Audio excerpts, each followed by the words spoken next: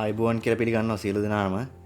channel එක ගැන පොඩි හැඳින්වීමක් කරොත් එම CAC Navigator channel එක ඇත්තටම කිව්වොත් පටන් ගත්තේ stock market එක ගැන interest එකක් තියෙන ඔයාලා වෙනුවෙන්. channel එකේ මූලික අරමුණ කිව්වොත් එම මම මේක create කරේ මගේ ළඟ තියෙන දැනුම ඔයාලත් එක්ක share කරගන්න. මේ channel එකේ අපි කතා කරන්න බලාපොරොත්තු වෙන්නේ stock analysis කොහොමද risk එක අඩු කරලා investing opportunities හොයන්නේ මාකට් ට්‍රෙන්ඩ්ස් හරියට රීඩ් කරගන්නේ කොහොමද කියන වගේ දේවල්. තව ඉස්සරහට මේ ගැන මොකුත් නොදන්න බිගිනර්ස් ලවත් අමතක නොකර එයාලා වෙනුනොත් ස්ටොක් මාකට් එක ගැන A to Z video series එකකුත් ගේන්න බලාපොරොත්තු වෙනවා. අද මම ඉස්සෙල්ලාම ඇනලයිස් කරන්න බලාපොරොත්තු වෙන්නේ ජනශක්ති ඉන්ෂුරන්ස් කම්පැනි එක ගැන. හැමෝම දන්නවා මේක ඉන්ෂුරන්ස් කම්පැනි එකේ තියෙන නම ගියපු සමාගමක්. මේගොල්ලෝ ඔපරේෂන්ස් පටන් ගන්න 1992 වර්ෂයේ. මේගොල්ලොන්ගේ නෙට්වර්ක් එක ගත්තොත් එහෙම ලංකාවේ හැම පළාතක්ම ආවරණය වන විදිහට ශාඛා 76ක් පුරා විහිදී තියෙනවා. නමුත් අද වෙනකොට මේගොල්ලෝ ජෙනරල් ඉන්ෂුරන්ස් වලින් සම්පූර්ණයෙන්ම අයින් වෙලා ලයිෆ් ඉන්ෂුරන්ස් විතරයි කරන්නේ. ඔයාලට මේ කම්පැනි එක ගැන වැඩි විස්තර බලා ගන්න ඕන නම් කම්පැනි එකේ ඇනුවල් රිපෝට් එකට ගිහිල්ලා මේ ගැන ඉන් ඩීටේල් බලන්න. මම මේ වීඩියෝ එකෙන් මේන්ලි ફોකස් කරන්න බලාපොරොත්තු වෙන්නේ කම්පැනි එකේ ෆන්ඩමෙන්ටල්ස් පැත්ත සහ ටෙක්නිකල් පැත්ත. කම්පැනි එකේ ෆන්ඩමෙන්ටල්ස් පැත්ත ගැන බලද්දි මම ඉස්සල්ලාම තෝරගන්නවා කම්පැනි එකේ බැලන්ස් ෂීට් එක. බැලන්ස් ෂීට් එකේ ඔයගලන්ට පේනවා ටෝටල් ඇසට්ස් ප්‍රමාණය 2023 වර්ෂයේ පැවති රුපියල් බිලියන 36.1ක පැවති වත්කම් ප්‍රමාණය 2024 වන විට රුපියල් බිලියන 36.8ක වර්ධනයක් ලබාගෙන තියෙනවා. ඒක percentage එකක් විදිහට ගත්තොත් කලින් වර්ෂයට සාපේක්ෂව 4.7ක වගේ ප්‍රමාණයක වර්ධනයක් තමයි පෙන්නුම් කරන්නේ. ටෝටල් ලික්විඩිටි ෆිගර් එක බැලුවොත් එහෙම මේගොල්ලොන්ගේ 2023 වර්ෂයේ රුපියල් බිලියන 15.5ක පැවති මුළු ප්‍රාග්ධනය 2024 වන විට රුපියල් බිලියන 16.9ක කැපී පෙනෙන වර්ධනයක් ලබාගෙන තියෙනවා. ඒක පසුගිය වර්ෂයට සාපේක්ෂව percentage එකක් විදිහට ගත්තොත් එහෙම 9ක පමණ වර්ධනයක්. ඒකට ප්‍රධාන වශයෙන් දායක වෙලා තියෙන්නේ මේ revenue reserves වල වර්ධනය. ඕලට පේනවා මෙතන රුපියල් බිලියන 8.4ක්ව පැවති revenue reserves ප්‍රමාණය 2024 වන විට රුපියල් බිලියන 9.9 දක්වා වර්ධනය කර ගැනීම තමයි මේ total liquidity ප්‍රමාණය වර්ධනයට ප්‍රධාන වශයෙන් දායක වෙලා තියෙන්නේ. කම්පැනි එකේ liabilities ගැන කතා කරොත් එහෙම total liability figure එක බැලුවොත් ඕගොල්ලන්ට පේනවා රුපියල් බිලියන 26.6ක්ව පැවති total liabilities ප්‍රමාණය 2024 වන විට යම් තරමකින් රුපියල් බිලියන 26.9 දක්වා පොඩි වර්ධනයක් තමයි පෙන්눔 කරලා තියෙන්නේ. ඒක percentage එකක් විදිහට ගත්තොත් කලින් වර්ෂයට සාපේක්ෂව 100.5ක වගේ ප්‍රතිශතයක් එන්නේ. ඒක බැලුවොත් මේගොල්ලෝ පේනවා ඔයගොල්ලන්ට long term borrowings සහ short term borrowings. ඒගොල්ලෝ කම්පැනි එකේ short term borrowings සහ long term borrowings අඩු කරගෙන තියෙනවා. නමුත් මේගොල්ලොන්ගේ කැපිපෙන්න වර්ධනයක් තියෙනවා ඉන්ෂුරන්ස් ලයබිලිටි එකේ. ඔයාලට පේනවා මෙතන රුපියල් බිලියන 14.5ක පැවති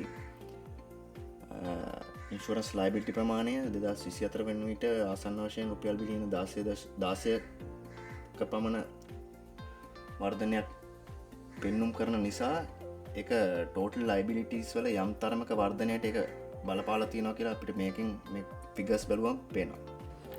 කම්පැනි එකේ ඉන්කම් ස්ටේට්මන්ට් එක බැලුවොත් එහෙනම් ඔයගොල්ලන්ට පේනවා gross written premium එක. gross written premium එක 2023 වර්ෂයේ රුපියල් බිලියන 4.5ක පැවතියේ 2024 වන විට රුපියල් බිලියන 6.5ක් දක්වා ආසන්න වශයෙන් ගත්තොත් එහෙනම් රුපියල් බිලියන 2කින් පමණ කැපී පෙනෙන වර්ධනයක් ලබාගෙන තියෙනවා. ඒක පසුගිය වසරට සාපේක්ෂව 144ක පමණ කැපී පෙනෙන වර්ධනයක්. ඒ වගේම net income එක බැලුවොත් එහෙම net income එක මේගොල්ලොන්ගේ 2023 වර්ෂයට සාපේක්ෂව 24 වර්ෂයේ අඩු වෙලා තියෙනවා. 2023 වර්ෂයේ රුපියල් බිලියන 13.6ක්ව පැවතියේ. ඒක 2024 වෙන විට 13.2ක් දක්වා අඩු වෙලා තියෙනවා. ඒක ප්‍රධාන වශයෙන් බලපාලා තියෙන මේ other revenues කියන එක සාපේක්ෂව 2024 වර්ෂයේ අඩු වෙලා තියෙනවා. රුපියල් බිලියන 9.2ක්ව පැවති වෙනත් ආදායම් මාර්ග ආදායම් මාර්ග මේ වසර වන විට රුපියල් බිලියන 6.9 දක්වා අඩු වෙලා තියෙනවා. ඒක නිසා තමයි මේ net income figure එකට එක බලපාලා තියෙන්නේ. company expenses බැලුවොත් එහෙම total expenses ප්‍රමාණයත් 2023 වර්ෂයට සාපේක්ෂව 24 වර්ෂයේ වැඩි වෙලා තියෙනවා.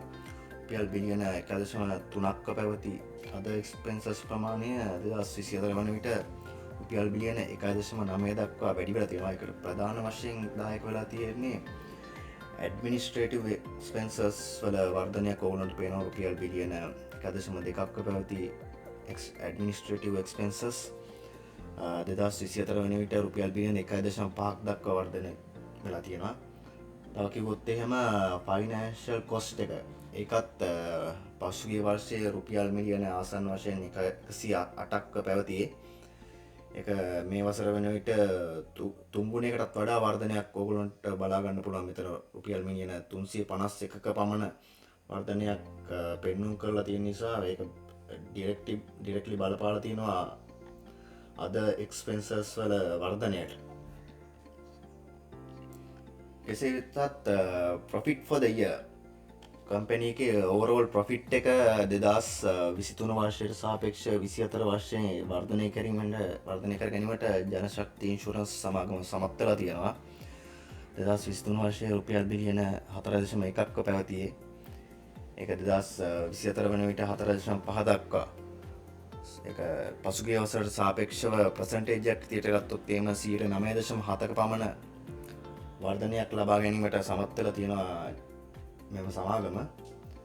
ඒක නිසාම මේගොල්ලෝගේ ප්‍රොෆිට් එක ඕවරෝල් ප්‍රොෆිට් එක වැඩි කර ගැනීම නිසාම earnings per share එක 2023 වර්ෂයේ 18.2ක පැවතියේ. ඒක 2024 වන විට 19.92 දක්වා වර්ධනය කර ගැනීමට සමත් වෙලා තියෙනවා. කම්පැනිගේ කෑෂ් ෆ්ලෝ ස්ටේට්මන්ට් එක බැලුවොත් එහෙම මෙතන ඔයගොල්ලන්ට පේනවා ඔපරේටිං ඇක්ටිවිටීස් වලින් ජෙනරේට් කරපු කෑෂ් ප්‍රමාණය 2023 වර්ෂයට සාපේක්ෂව 24 වර්ධනය වැඩි කරගෙන තියෙනවා.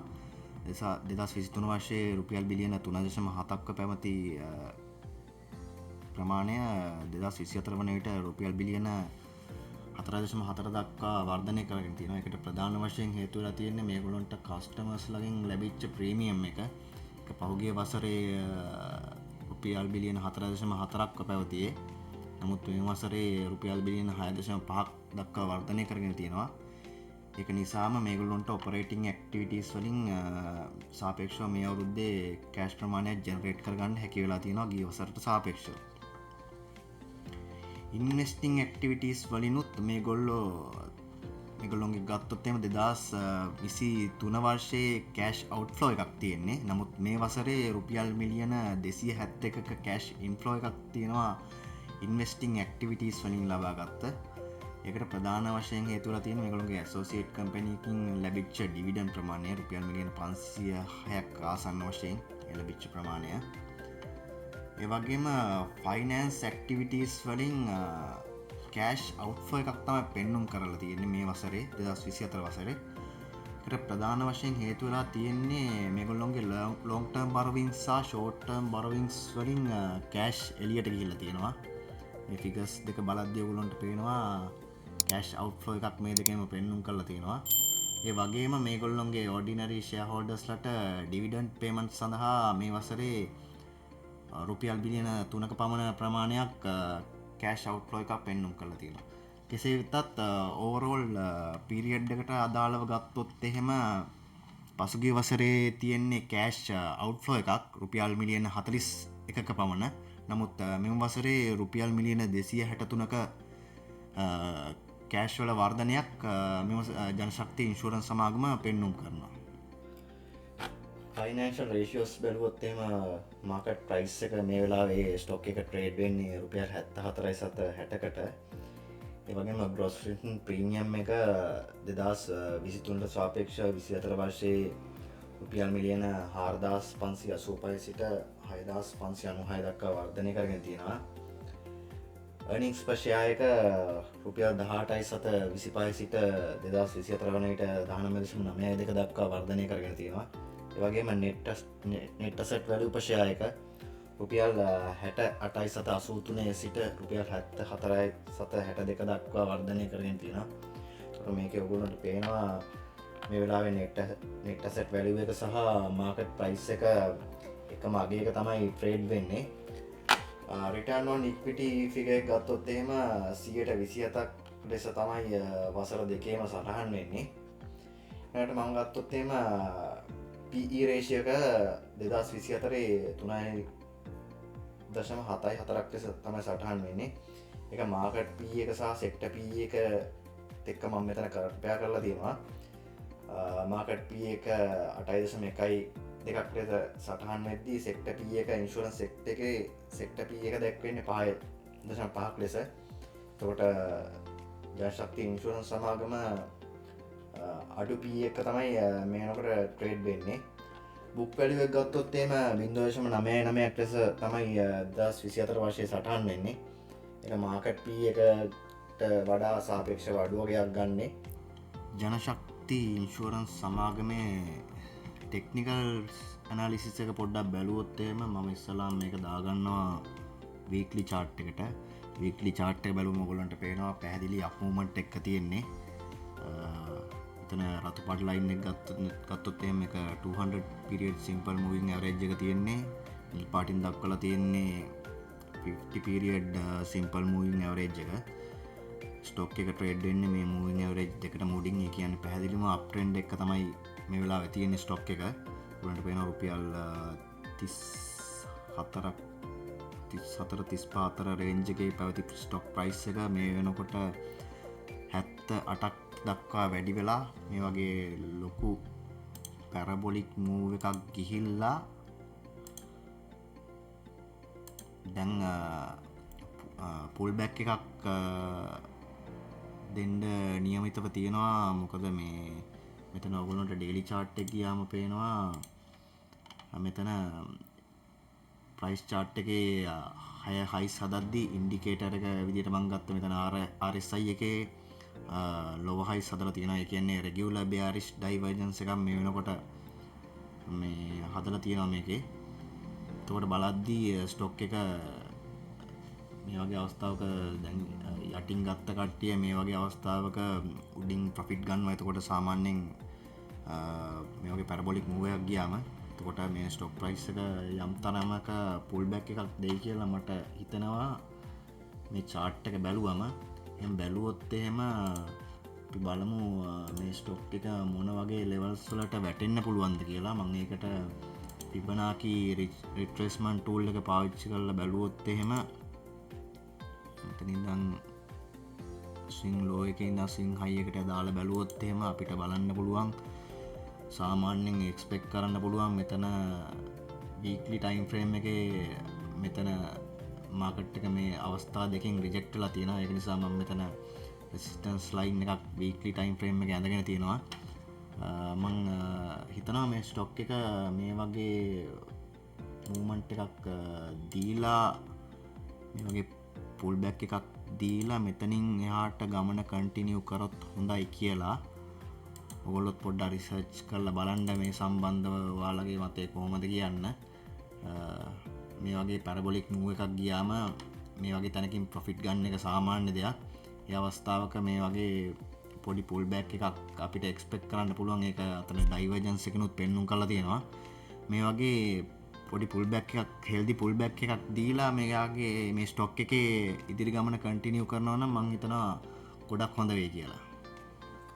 ඕවරෝල් ගත්තම ජනශක්ති ඉන්ෂුරන්ස් සමාගම ගැන කියන්න තියෙන්නේ මේ කම්පැනි එක ඇත්තම කිව්වොත් ෆන්ඩමෙන්ටලි ස්ට්‍රෝං පොසිෂන් එකක ඉන්නවා. මම මේගොල්ලොන්ගේ ඇනුවල් රිපෝට් එක ඇනලයිස් කරද්දි මම ඔයාලට පෙන්නුවා මේගොල්ලොන්ගේ ෆිගර්ස් කොහොමද පසුගිය වර්ෂයට සාපේක්ෂව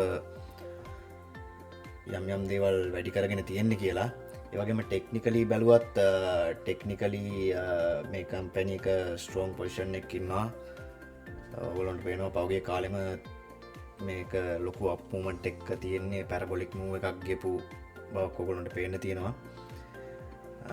ඒ අතින් බලද්දී මේ කම්පැනි එක ටෙක්නිකලිත් මේ වෙනකොට ස්ට්‍රෝං පොසිෂන් එකක ඉන්නවා කියලා අපිට කියන්න පුළුවන්. මම මේ වීඩියෝ එකෙන් ඔයගොල්ලන්ට කිසිම buy or sell recommendation එකක් දෙන්නේ නැහැ. ඔගොල්ලොන්ගේම රිසර්ච් එකක් කරලා බලලා ඔගොල්ලොන්ගේ ඉන්වෙස්ට්මන්ට් ඩිසිෂන් ගන්න කියලා තමයි මට කියන්න තියෙන්නේ. අදට මම මේ වීඩියෝ එක නතර කරනවා.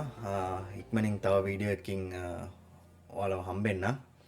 වීඩියෝ එක හොඳ නම් ලයික් එකක් දාලා channel එක subscribe කරන්න අමතක කරන්න එපා. මම පසින්දු ජයෂාන්.